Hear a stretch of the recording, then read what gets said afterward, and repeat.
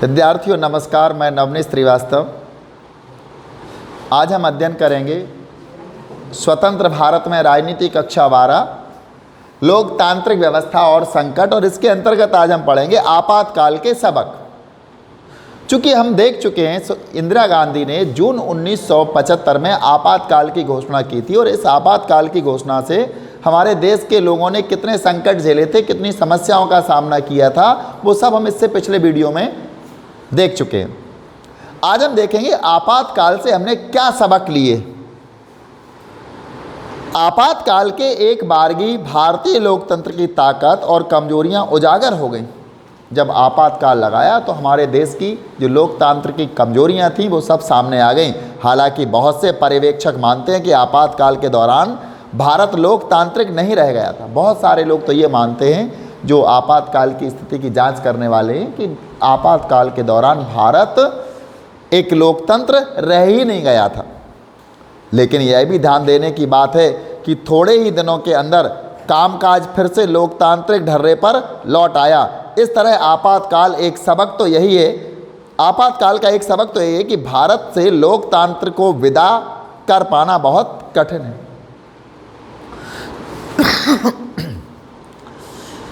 यहाँ बात आती है, हमें ध्यान यहाँ देना होगा कि पर्यवेक्षक तो कहते हैं कि आपातकाल के दौरान लोकतंत्र रह ही नहीं गया था, लेकिन यह भी ध्यान देने की बात है कि थोड़े ही दिनों के अंदर भारत में फिर से लोकतंत्र आ गया था। दोबारा फिर चुनाव हुए थे, लोकतंत्र की फिर से सरकार हुई, दोबारा मुख्यमंत्री प्रधानमंत्री बनाए गए, सब कुछ नया हुआ था। तो कहने का मतलब, अगर ऐसी बात थी कि लोकतंत्र रह नहीं गया था आपातकाल में, तो आपातकाल के बाद लोकतंत्र आता क्यों? तो हम समझ सकते हैं कि लोकतंत्र को भारत से विदा कर पाना बहुत कठिन है। दूसरे आपातकाल से, यानी दूसरी अगर हम सबक लेना चाहें, पहला सबक तो हमने ले लिया कि आपातकाल को भारत से विदा कर पाना कठिन है। दूसरा सबक देखते हैं।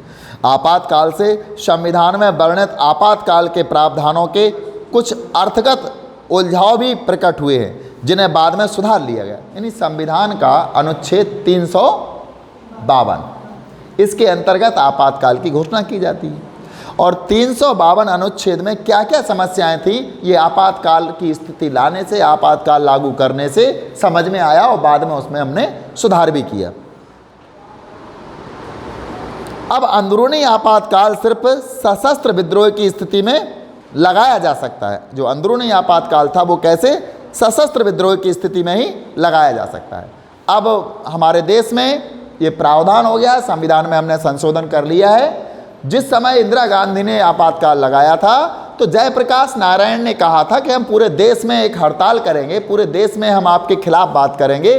तो इंदिरा गांधी ने उस समय 352 अनुच्छेद 352 का इस्तेमाल करते हुए कहा था कि देश में विद्रोह होने की या अशांति होने की संभावना थी, इसलिए हमने आपातकाल लागू कर दिया। और उन्होंने तत्कालीन भारत के राष्ट्रपति फखरुद्दीन अली खान को उन्होंने लिखा और जाकर के उनसे कहा, और उन्होंने आपातकाल की घोषणा कर दी।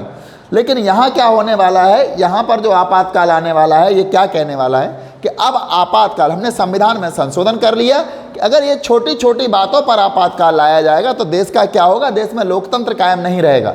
इसलिए उसमें हमने संविधान में संशोधन करके और अब लिखा है कि अब कभी भी आपातकाल तब लाया जाएगा जब देश में सशस्त्र विद्रोह हो रहा हो। देश में यदि सशस्त्र विद्रोह होगा, हथियार लेकर के विद्रोह होगा, तो ही आपातकाल लाया जाएगा।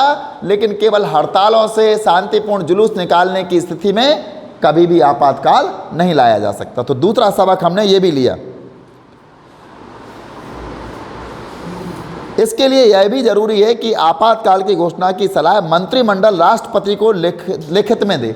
अभी तो इंदिरा गांधी जी ने केवल फखरुद्दीन अली जी से, यानी तत्कालीन राष्ट्रपति से कहा था केवल आपातकाल लगा दिया जाए, लेकिन अब इसमें एक प्रावधान ये भी हो गया कि पूरा मंत्रिमंडल लिखित रूप से सिफारिश करेगा, राष्ट्रपति को लिखित रूप में देगा कि आपातकाल लगाया जाए। देश में अंदरूनी मामले में, अंदरूनी स्थिति में, देश के अंदरूनी भागों में सशस्त्र विद्रोह हो रहे हैं, और जब लिखित रूप में भारत का मंत्रिमंडल राष्ट्रपति को देगा तभी आपातकाल लगाया जाएगा, अन्यथा नहीं।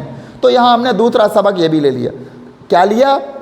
एक तो सशस्त्र विद्रोह है अंदरूनी, उसमें तो आपातकाल लगाया जाएगा, दूसरा आपातकाल की सिफारिश मंत्रिमंडल लिखित रूप में राष्ट्रपति को करेंगे।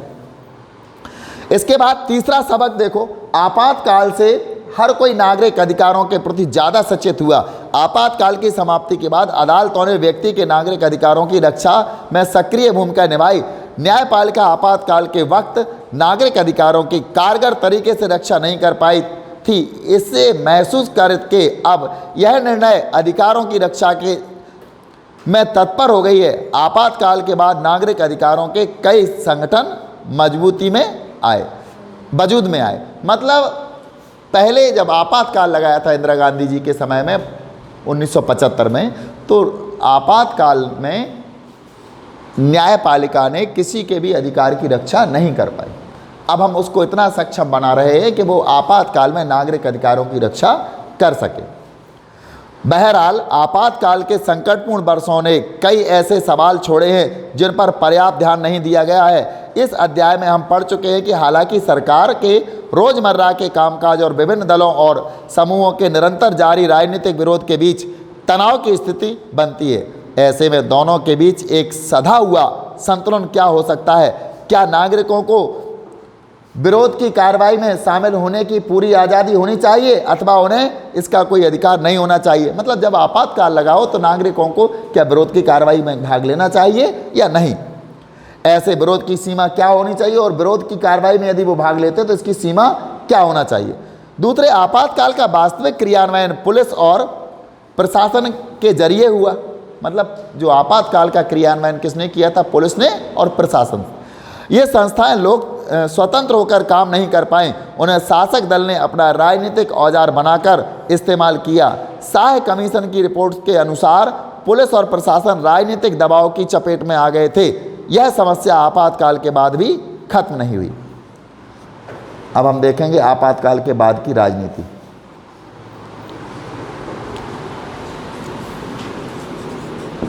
आपातकाल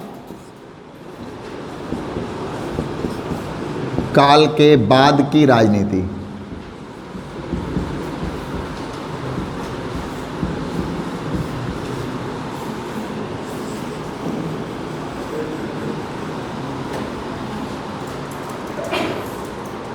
आपातकाल के बाद की राजनीति।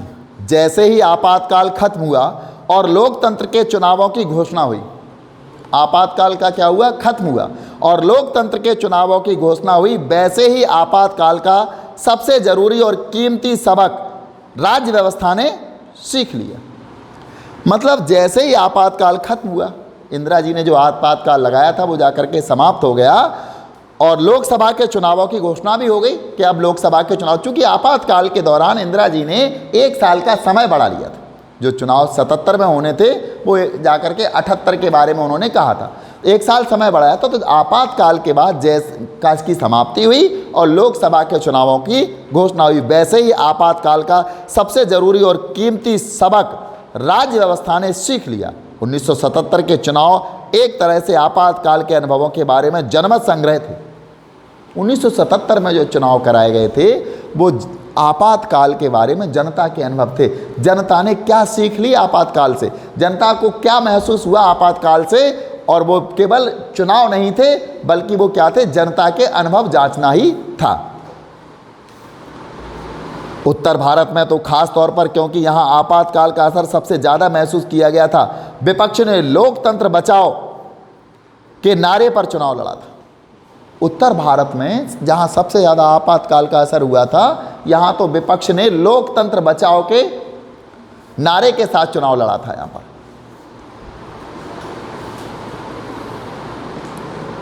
जनादेश निर्णायक तौर पर आपातकाल के विरुद्ध था। सबक एकदम साफ था और कई राज्यों के विधानसभा चुनावों में भी स्थिति यही रही। और जब चुनाव कराया गया तो जवाब क्या था? चुनाव का परिणाम आपातकाल के विरुद्ध था। मतलब कांग्रेस ने जो आपातकाल लाई थी, इंदिरा गांधी जो आपात लाई थी, इंदिरा गांधी के विरोध में जनमत जाता है, यानी इंदिरा गांधी की पार्टी कांग्रेस हार चुकी थी। केंद्र में भी हारी थी, राज्यों में भी कांग्रेस की हार हुई थी, विधानसभाओं में भी कांग्रेस की हार। जिन सरकारों को जनता ने लोकतंत्र विरोधी माना, उसे मतदाता के रूप में उसने भारी दंड दिया। इस अर्थ में देखें तो 1975 से 77 के अनुभवों की एक परिणति भारतीय लोकतंत्र की बुनियाद को पुख्ता बनाने में हुई। लोकसभा के चुनाव 1977, चूंकि इंदिरा गांधी तो चाहती थी कि चुनाव 78 में हो, लेकिन यहाँ लोकसभा के चुनाव 1977।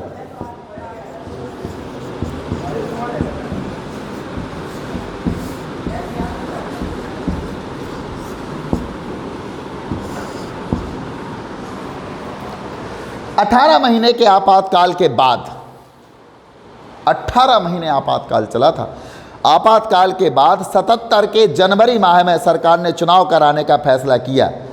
इसी के मुताबिक सभी नेताओं और राजनीतिक कार्यकर्ताओं की जेल से रिहा कर दिया गया। जितने भी नेता आपातकाल के दौरान जब गिरफ्तार किए थे, जेल भेज दिया गया था, उन सबको जनवरी में चुनाव होने थे लोकसभा के, और उन नेताओं को रिहा कर दिया गया। 1977 के मार्च में चुनाव हुए। ऐसे में विपक्ष को चुनावी तैयारी का बड़ा कम समय मिला था। यानी जनवरी में घोषणा हुई, जनवरी में नेताओं को रिहा किया गया जेल से, और मार्च में जाकर के चुनाव होना था, तो विपक्ष ज़्यादा तैयारी नहीं कर सका। लेकिन राजनीतिक बदलाव की गति बड़ी तेज थी। आपातकाल लागू होने के पहले ही बड़ी विपक्षी पार्टियां एक दूसरे के नज़दीक आ रही थीं। विपक्षी पार्टियां आ रही थी एक दूसरे के नज़दीक, और देश में बदलाव की लहर चल रही थी। चूँकि आपातकाल के विरोध में जनमत बन चुका था, तो देश में बदलाव की लहर थी। देश में सरकार को बदल दो, ये आपातकाल लेकर आई थी। विपक्षी पार्टियां आपस में नज़दीक आ रही थी। चुनाव के ऐन पहले इन पार्टियों ने एकजुट होकर जनता पार्टी नाम से एक नया दल बनाया। यानी 1977 के चुनाव के पहले क्या बना लिया था? जनता पार्टी। किसके विरोध में थी ये? कांग्रेस के विरोध में एक नया दल बना लिया, जनता पार्टी।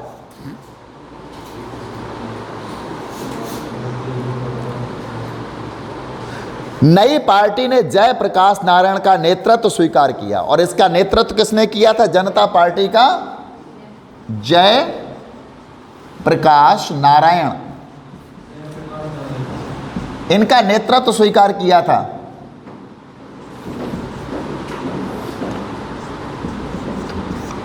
इन्हीं का नेतृत्व था, जो कि बिहार के नेता थे। नेहरू मंत्रिमंडल में पहले मंत्री पद पर भी रहे हैं ये। बाद में इंदिरा गांधी के विरोध में चुनाव लड़ते रहे, बीच में राजनीति से दूर हो जाते हैं। लेकिन इस समय जनता पार्टी का नेतृत्व सभी पार्टियों ने स्वीकार किया था कि जयप्रकाश नारायण नेतृत्व करें और यही प्रधानमंत्री बने। कांग्रेस के कुछ नेता भी जो आपातकाल के खिलाफ थे, इस पार्टी में शामिल हुए। कुछ कांग्रेस के भी नेता थे जो आपातकाल के विरोध में थे, वो भी जनता पार्टी में शामिल हो गए।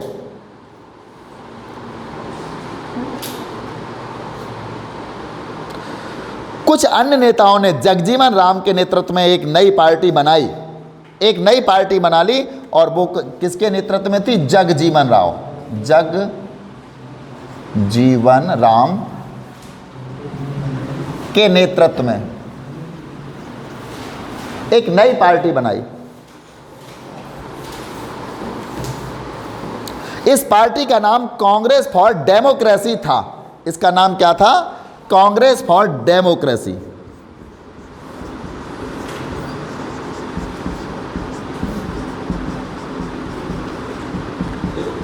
मतलब लोकतंत्र के लिए कांग्रेस इस पार्टी का नाम था, और इसका नेतृत्व जगजीवन राम ने किया था।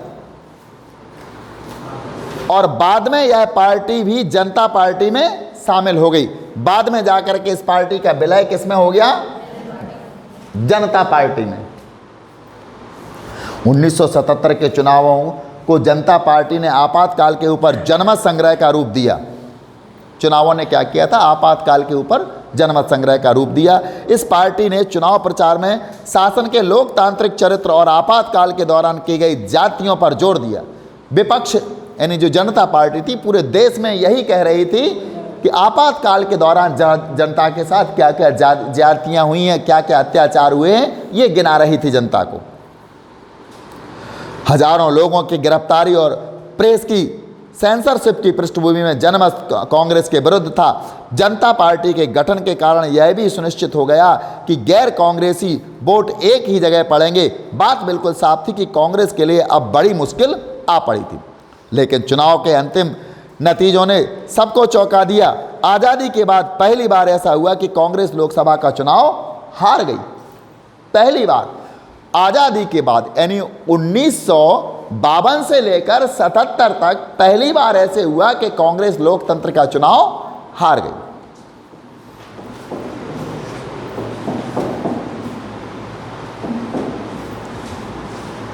कांग्रेस लोकसभा की मात्र 154 सीटें मिली थी, उसे 35% से कम वोट हासिल हुए थे। यानी कांग्रेस को कितनी मिली थी?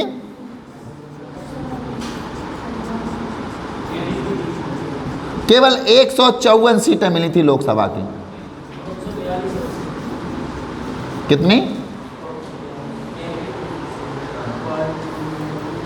154 सीटें मिली थी और 35% से भी कम वोट हासिल हुए। जनता पार्टी और इसके साथी दलों को लोकसभा की कुल 542 सीटों में से 330 सीटें मिली थी। जनता पार्टी और इनको कितनी मिली थी? 330 सीटें। इसके सहयोगी दलों को 330 सीटें मिली थी। मतलब कुल 542 थी। 542 में से 154 ये हो जाती हैं कांग्रेस की और 330 हो जाती हैं जनता पार्टी की।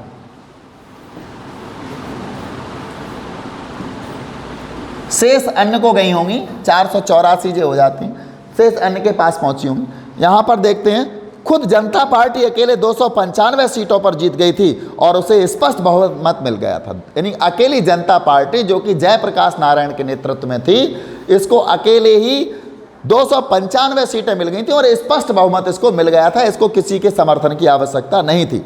और उसे उत्तर भारत में चुनावी माहौल कांग्रेस के एकदम खिलाफ था। कांग्रेस बिहार, उत्तर प्रदेश, दिल्ली, हरियाणा और पंजाब में एक भी सीट ना पा सकी। राजस्थान और मध्य प्रदेश में उसे महज एक सीट मिली। इंदिरा गांधी रायबरेली से और उनके पुत्र संजय गांधी अमेठी से चुनाव हार गए। इंदिरा गांधी के बेटे संजय गांधी अमेठी से चुनाव लड़ते थे और इंदिरा गांधी हमेशा रायबरेली से चुनाव लड़ती थी। पहले उनका क्षेत्र था रायबरेली, बाद में अमेठी से संजय गांधी और इंदिरा गांधी की और संजय गांधी की मृत्यु के बाद वहाँ से राजीव गांधी चुनाव लड़े। बाद में फिर वहाँ से सोनिया गांधी लड़ती रहीं और राहुल ने भी शायद चुनाव वहाँ लड़ा है अमेठी से।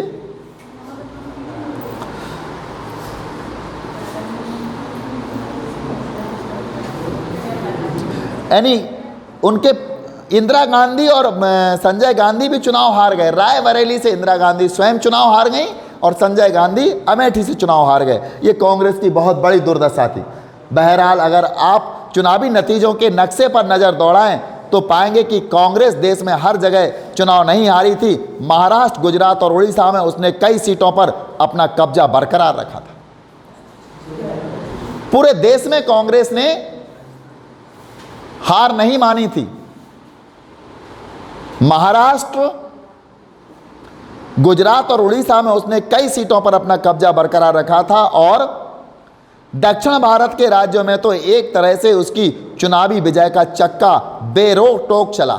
यानी दक्षिण भारत में तो कांग्रेस की चुनावी विजय का चक्का लगातार चला, यानी अच्छी उसको सफलता मिली थी वहाँ पर। इसके कई कारण रहे। पहली बात तो यह थी कि आपातकाल का प्रभाव हर राज्य पर एक समान नहीं पड़ा था। लोगों को जबरन उजाड़ने और विस्थापित करने अथवा जबरन नसबंदी करने का काम ज़्यादातर उत्तर भारत के राज्यों में हुआ था। लेकिन इससे भी ज़्यादा महत्वपूर्ण बात यह थी कि उत्तर भारत में राजनीतिक प्रतिद्वंदिता की प्रकृति में दूरगामी बदलाव आए थे। उत्तर भारत का मध्य वर्ग कांग्रेस से दूर हो जाने लगा था। यानी कांग्रेस से मध्यम वर्ग दूर हो रहा था और मध्यम वर्ग के कई तबके जनता पार्टी की एक मंच के रूप में पाकर इससे आ जुड़े। इस अर्थ में देखें तो 1977 के चुनाव सिर्फ आपातकाल की कथा नहीं कहते, बल्कि इसके आगे भी कुछ और बातों के संकेत करते हैं। जनता सरकार, चूंकि चुनाव हो चुका है, 1977 के चुनावों के बाद बनी जनता पार्टी की सरकार में कोई खास तालमेल नहीं था। चुनाव के बाद यानी जब विजयी हो गई जनता पार्टी तो उसमें कोई खास तालमेल नहीं था आपस में। चुनाव के बाद नेताओं के बीच प्रधानमंत्री के पद के लिए होड़ मची। इस होड़ में मोरारजी देसाई, चरण सिंह और जगजीवन राम शामिल थे। मोरारजी देसाई 1966 से 67 यानी 66-67 से ही इंदिरा गांधी के प्रतिद्वंदी थे। चरण सिंह भारतीय लोकदल के प्रमुख और उत्तर प्रदेश के किसान नेता थे। जगजीवन राम को कांग्रेस सरकारों में मंत्री पद पर रहने का विशाल अनुभव था। बहरहाल मोरारजी देसाई प्रधानमंत्री बने। तो सबसे पहले कौन बना लिए गए? मोरारजी देसाई।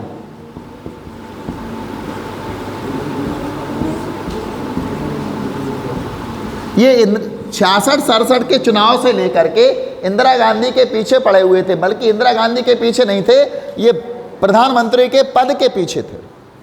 और आज इनका सपना पूरा हो गया और ये भारत के प्रधानमंत्री की सूची में शामिल हो गए।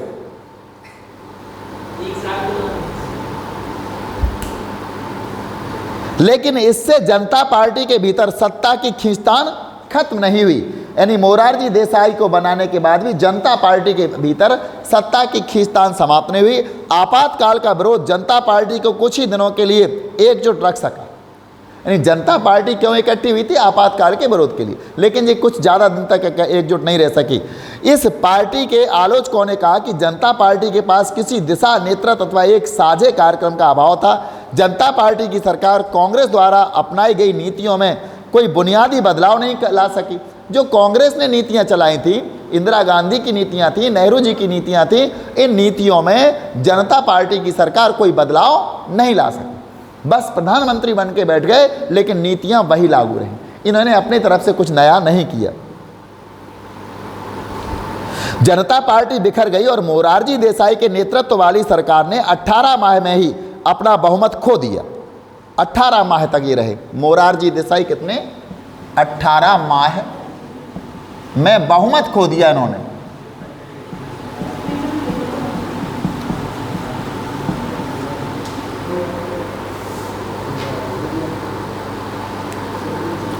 कांग्रेस पार्टी के समर्थन पर दूसरी सरकार चरण सिंह के नेतृत्व में बनी। अब कौन दूसरी सरकार? किसकी? चरण सिंह।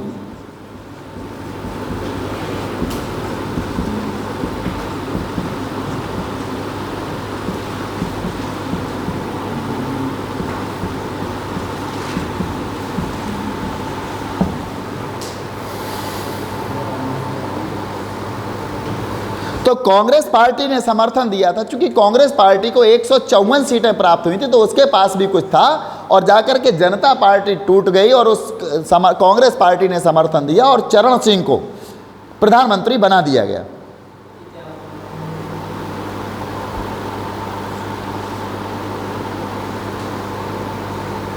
लेकिन बाद में कांग्रेस पार्टी ने समर्थन वापस लेने का फैसला किया। इस वजह से चरण सिंह की सरकार मात्र 4 महीने तक सत्ता में रही। ये 4 महीने रहे।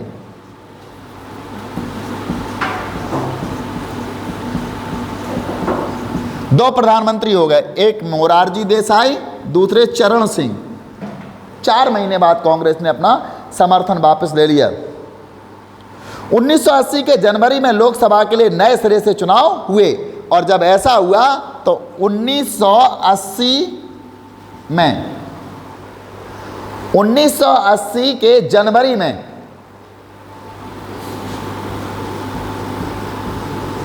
लोकसभा चुनाव।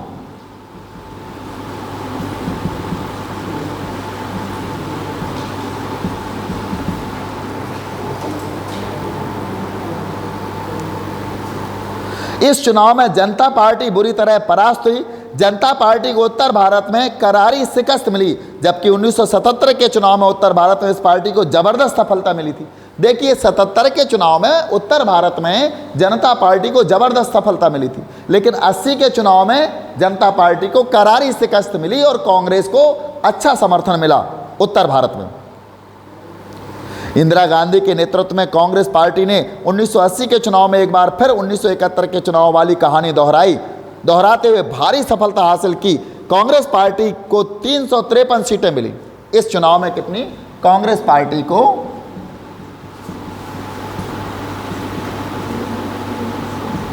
कितनी सीटें मिली? 353 सीटें मिली इसको। यानी इसने 1971 की कहानी को फिर से दोहरा दिया था। और वह सत्ता में आई। 1977 से 79 के चुनावों ने लोकतांत्रिक राजनीति का एक और सबक सिखाया। सरकार अगर अस्थिर हो और उसके भीतर कलह हो तो मतदाता ऐसी सरकार को कड़ा दंड देते हैं। यह सबक भी हमने सीखा है।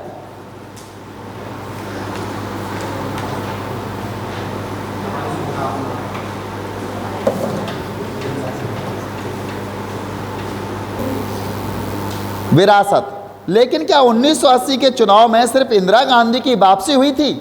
1980 में जब कांग्रेस को 353 सीटें मिली थी, तो क्या हम कह सकते हैं कि केवल यहाँ पर इंदिरा गांधी की वापसी हुई थी? क्या मामला इतना भर था? 1977 और 80 के चुनावों के बीच दलगत प्रणाली में नाटकीय बदलाव आए।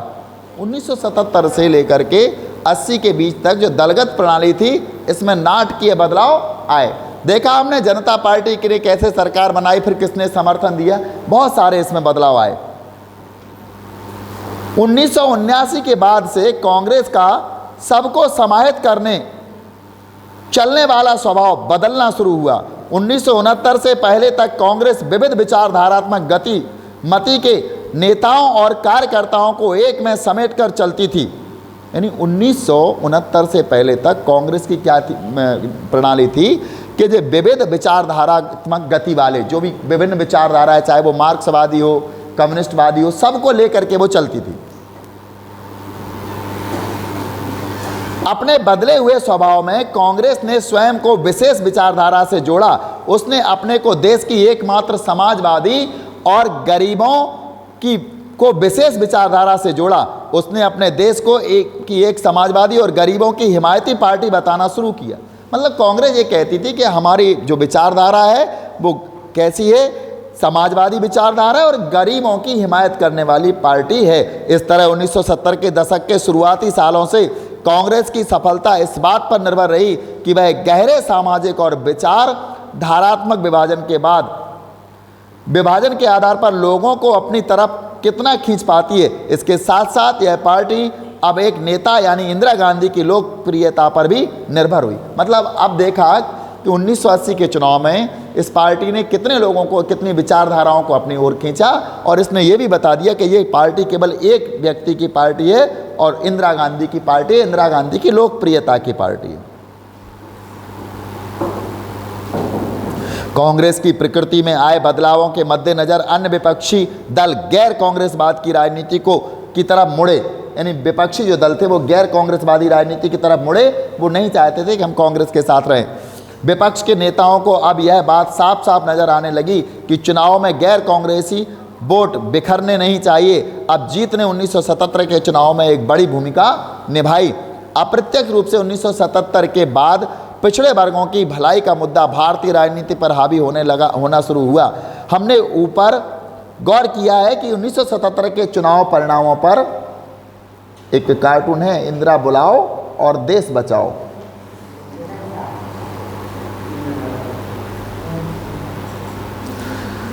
पिछड़ी जातियों के मतदान का असर पड़ा था। खासकर उत्तर भारत में लोकसभा के चुनावों के बाद 1977 में कई राज्यों में विधानसभा के भी चुनाव हुए थे। इसमें भी उत्तर भारत के राज्यों में गैर कांग्रेसी सरकारें बनी। इन सरकारों के बनने में पिछड़ी जाति के नेताओं ने महत्वपूर्ण भूमिका निभाई थी। बिहार में अन्य पिछड़ी जातियों के आरक्षण के सवाल पर बहुत शोर मचा। इसके बाद केंद्र की जनता पार्टी की सरकार ने मंडल आयोग नियुक्त किया। इस आयोग और पिछड़ी जातियों की राजनीति की भूमिका के बारे में ज़्यादा विस्तार से आप अंतिम अध्याय में पढ़ेंगे। आपातकाल के बाद हुए चुनावों ने दलीय व्यवस्था के बारे में इस बदलाव की प्रक्रिया शुरू कर दी। आपातकाल और उसके आसपास की अवधि को हम संवैधानिक संकट की अवधि के रूप में भी देख सकते हैं। संसद और न्यायपालिका के अधिकार क्षेत्र को लेकर छिड़ा संवैधानिक संघर्ष भी आपातकाल के मूल में था। दूसरी तरफ यह राजनीतिक संकट का भी दौर था। सत्ताधारी पार्टी के पास पूर्ण बहुमत था। मतलब राजनीतिक संकट का दौर भी था। ये न्यायपालिका के अधिकार का भी संकट था इसमें, क्योंकि इंदिरा गांधी ने न्यायपालिका को सीमित करने का प्रयास किया था। जब इलाहाबाद उच्च न्यायालय ने उनको उनकी जो निर्वाचन प्रणाली को या उनके निर्वाचन को अयोग्य साबित करार दिया था, तो उन्होंने आपातकाल के दौरान एक संविधान में संशोधन किया था, 42वां संशोधन, और उन्होंने कह दिया था राष्ट्रपति, उप प्रधानमंत्री और प्रधानमंत्री के विरुद्ध इनके चुनाव को अयोग्य नहीं ठहराया जा सकता, इनके खिलाफ कोई याचिका दायर नहीं की जा सकती। तो इस प्रकार से हम देखते हैं कि न्यायपालिका के अधिकार क्षेत्र को भी इन्होंने सीमित कर दिया था। ये सारी चीज़ें आपातकाल के मूल में थी। दूसरी तरफ यह राजनीतिक संकट का भी दौर था। सत्ताधारी पार्टी के पास पूर्ण बहुमत था, फिर भी इसके नेतृत्व ने लोकतंत्र को ठप करने का फैसला किया। भारतीय संविधान के निर्माताओं को विश्वास था कि सभी राजनीतिक दल लोकतांत्रिक मानकों का पालन करेंगे। उन्हें यह भी विश्वास था कि आपातकाल की स्थिति में भी सरकार अपनी असाधारण शक्तियों का इस्तेमाल विधि के शासन के दायरे में रहते हुए ही करेगी। इसी उम्मीद में सरकार को आपातकाल से जुड़े प्रावधानों के अंतर्गत व्यापक और चहुमुखी शक्तियां दे दी गई। इन शक्तियों का आपातकाल के दौरान दुरुपयोग हुआ। यह राजनीतिक संकट तत्कालीन संवैधानिक संकट से कहीं ज़्यादा संगीन था। मतलब सरकार को अनुच्छेद 352 के तहत बहुत सारी शक्तियां थीं और इन शक्तियों का 1975 में दुरुपयोग हुआ था। ये उस समय का संवैधानिक संकट था।